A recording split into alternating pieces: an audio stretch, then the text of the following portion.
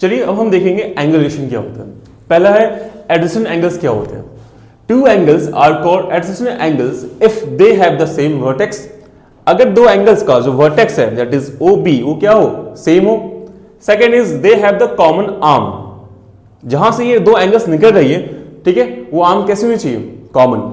Third is uncommon arm are on the other side of the common arm, ठीक है, जो uncommon arms है वो कॉमन आर्म के दोनों तरफ होने चाहिए, ठीक है, तभी इन दोनों एंगल्स को हम क्या कॉल करेंगे, एडजेसेंट एंगल्स। तो यहां पे एंगल AOB और एंगल BOC क्या है, एडजेसेंट एंगल्स है, ठीक है, that is X and Y। चलिए अब हम देखेंगे लीनियर पेयर एंगल्स।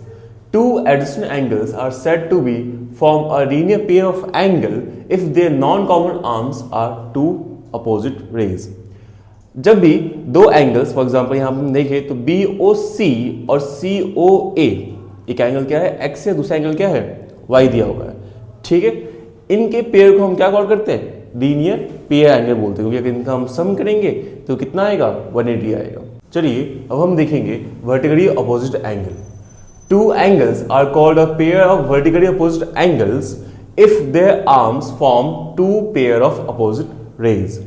अगर दो रेज, एक रे AB है दूसरा CD है, ठीक है, अगर ये एक दूसरे को इंटरसेक्ट करते हैं, ओके, और यहां पे दो एंगल फॉर्म हो रहा है, एक को कॉल कीजिए X और एक को Y, ठीक है, ये कैसा है, एक दूसरे से अपोजिट है, ठीक है, तो यहां पे जो एंगल X है वो बराबर है किसके, एंगल Y के, ओके, इसे हम क्या कॉल करेंगे, वर्टिकली अपोजिट एंगल्स। सिमिलरली यहां भी दो एंगल्स हैं, अगर ये Z है और ये W, तो यहां पे Z क्या होगा, इक्वल होगा किसके, W के।